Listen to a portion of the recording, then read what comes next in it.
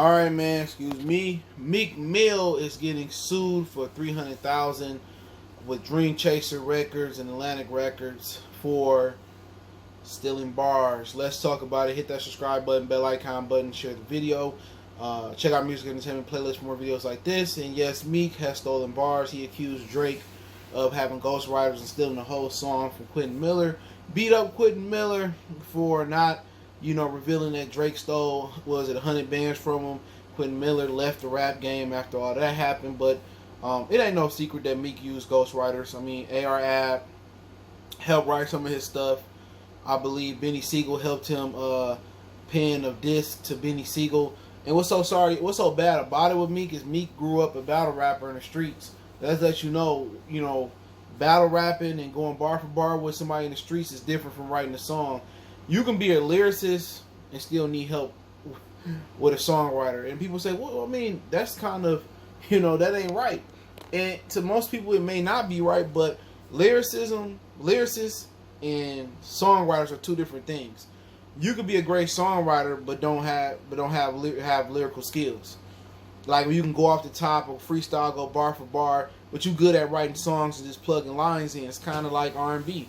Some people is good at writing songs, but they can't really make it come to life. They need a Beyonce or they need, a Aaliyah or somebody like that to bring it to life. So Meek probably can go bar for bar with people in the streets, but he ain't a good songwriter. So what happened was, I think it was a company, Dreamwitch Entertainment. They contracted a songwriter out to help Meek with his album. The songs were 100 Summer and Cold Hearted 2 on Championships. And basically, Meek didn't pay them the money. And it happens a lot. I mean, it was a situation where Whack 100 was getting mad at E40 last year because his artist Blueface did a collab with E40, but E40 didn't pay him for the collab. So, $300,000 a lot of money. So I don't know exactly how much was the contract for him to pay the ghostwriter, but just let you know, man, it's been a lot. Kanye West used ghostwriters. He used Kid Cudi. He probably used Consequence. He used Rhymefest, who out-rapped Eminem in the Rap Olympics.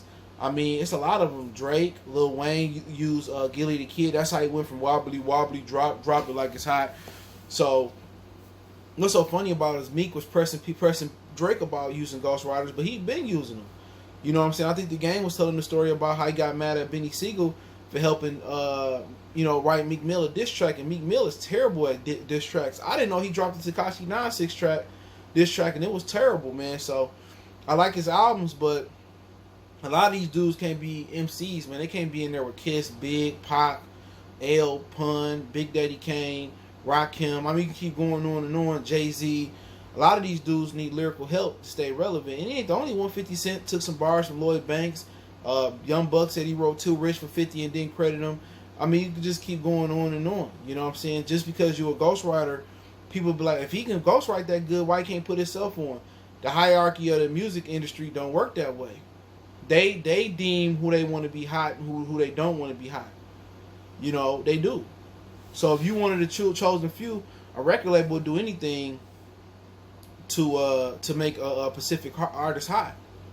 I ain't even seen them take people's tracks and give it to other artists to make them hot. So when a lot of people get mad when I tell the truth about Wayne and Drake and now Meek, you can keep going on and on with dudes that use ghostwriters. They be in denial, but it be the truth. You can't be my top MC and you need help. Now if somebody writes you a hook, I deem that acceptable. But you talking about bars? No, some of the great songwriters today is Neo. Even though that's R&B, Future writes some good songs, rap and R&B. It's just a lot of good ones out there that don't get the credit. Royce da 5'9", he writes some bars. I mean, Jadakiss wrote a lot of bars for Diddy. I mean, Royce wrote bars for Diddy's. DOC wrote a lot of the Chronic. Even Snoop Dogg these days uses ghostwriters. You know what I'm saying? He talked about, making the transition. Said, I always wrote my own lyrics. When he got older, they got him writers. So, like I said before, man, Meek is throwing rocks and he living in a glass house. But you having people write your bars and now you ain't paying them.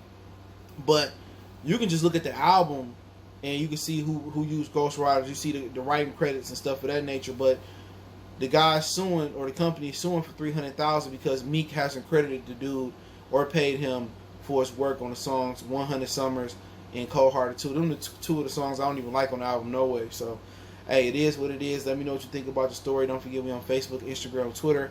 Appreciate the love, support. Check out our music entertainment playlist. If you want to reach out, if you have a business question, inquiry, sponsorship, video request, or you want to chop it up, you got some YouTube advice. If you got YouTube advice, you can always hit me up. Or you can check out our YouTube Builder playlist.